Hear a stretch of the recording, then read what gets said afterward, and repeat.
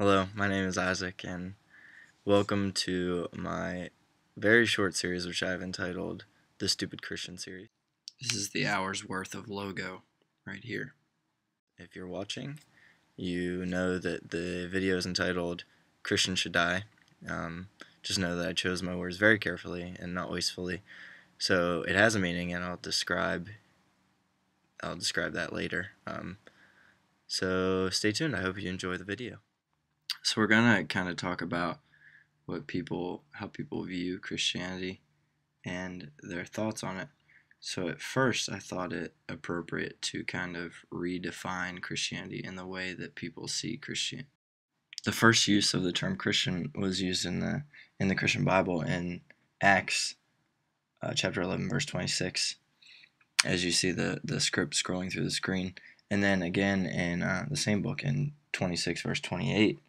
And it's possible that it started out as a derogatory term, which is kind of funny how it's come full circle to sometimes even be derogatory again. But it wasn't necessarily even started by the Christians. It might have been started as a derogatory term. Now, quite unfortunately, the term American has come to be understood as Christian, and then following that many people believe that incorrectly that America has replaced Israel as God's chosen nation. Let me tell you, that's not the truth.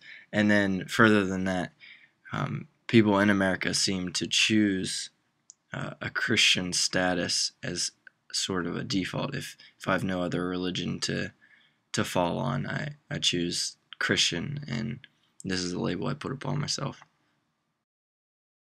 So let's redefine the term Christian. What a Christian should be is someone whose central focus is Jesus. The Christ, obviously, coming from the title Jesus Christ. So, as you can see, I've included some verses here. Let me just read that.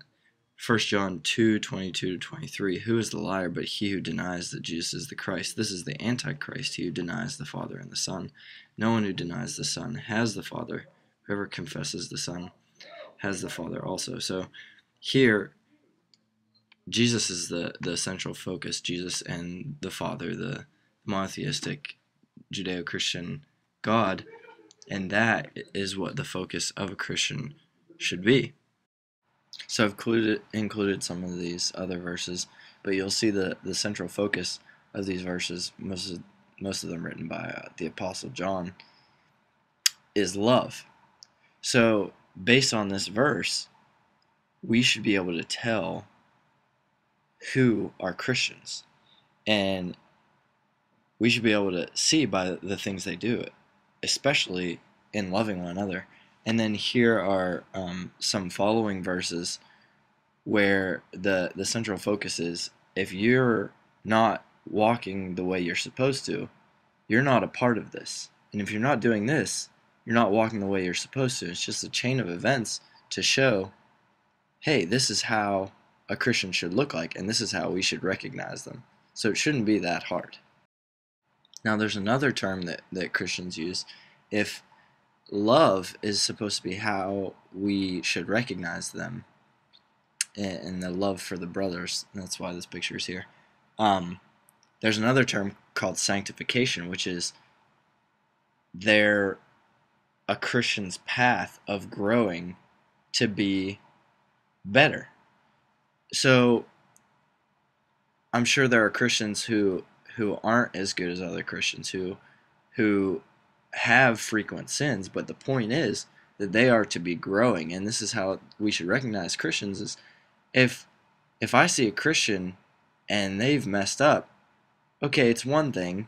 They never say that they're perfect, but they should be getting better, and so we should see signs in them of them getting better, and they should be able to voice in what ways they are growing. And the idea here of sanctification is kind of a less sin, more love idea.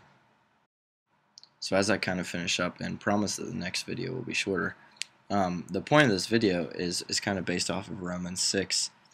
and that is that Christians should die. And that's kind of a theme that the Apostle Paul uses when he writes this, is that if you're a Christian, you die to your old self comparatively in the way that you live. It's as if your sinful self has died.